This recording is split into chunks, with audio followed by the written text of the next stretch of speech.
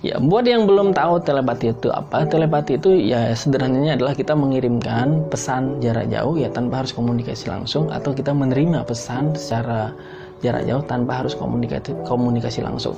Ini kesannya mistik, kesannya gaib, kesannya benar-benar irrasional, ya nggak mungkin.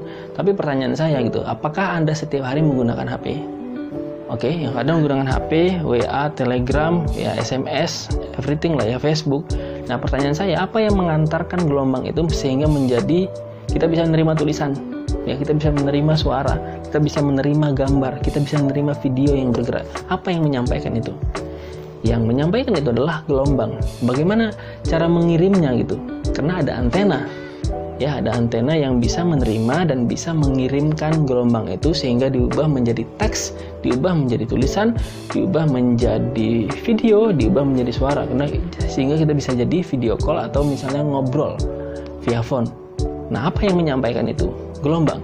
Nah, kita manusia itu juga berfungsi sebagai ya tubuh kita itu seperti antena juga.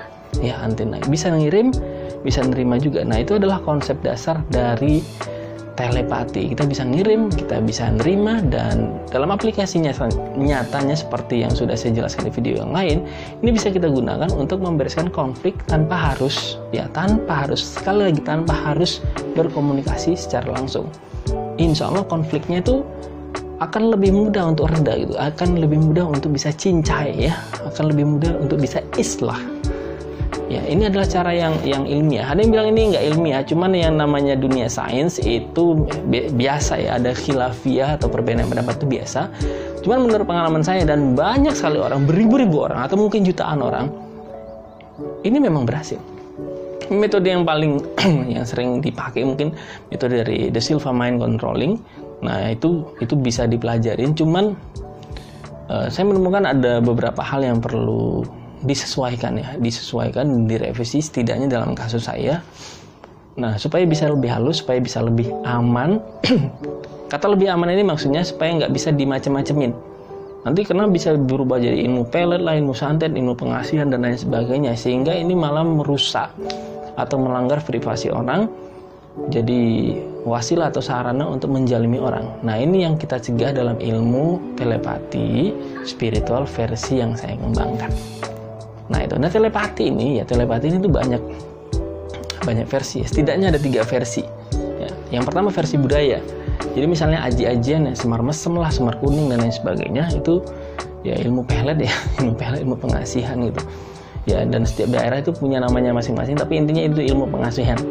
Ya, ilmu pengasihan, ilmu kinasih, ilmu penarik jiwa dan lain sebagainya, intinya ilmu pelet lah itu ya, intinya kayak gitu. Dan versinya budaya. Jadi ya, bisa bacanya bismillah, kemudian mantra sesuai bahasa daerah tempat, kemudian diakhiri dengan la haula mungkin, ya berkat la ilaha illallah dan lain sebagainya. Itu telepati yang bersifat budaya.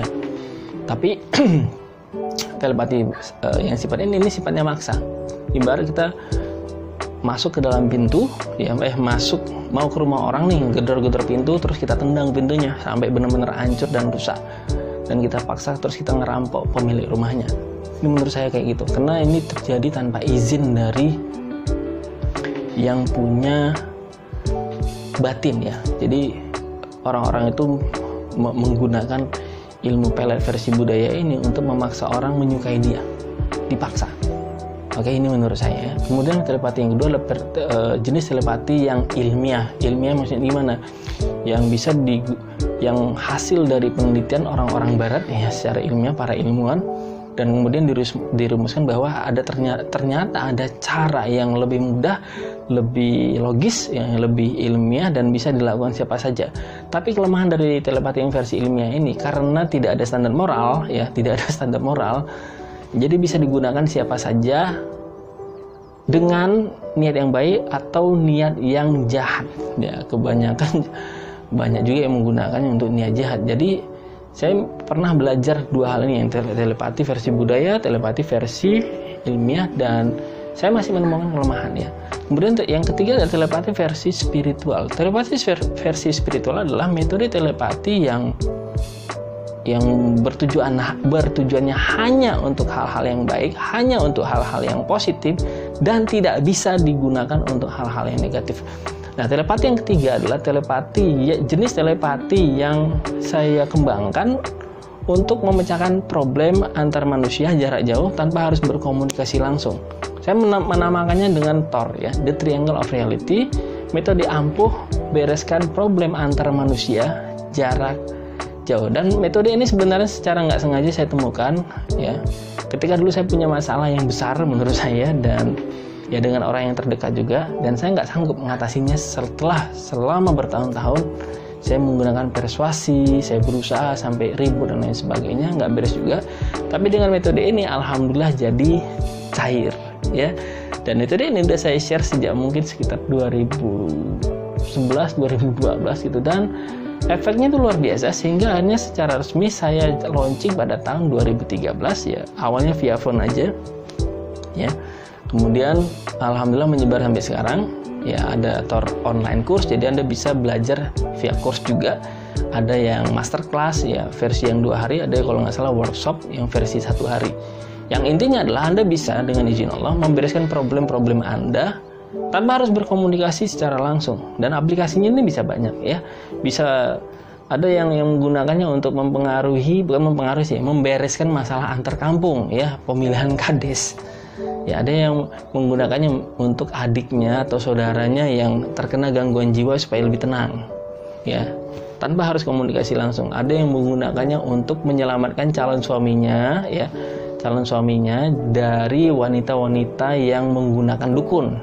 Ada yang begitu, ya.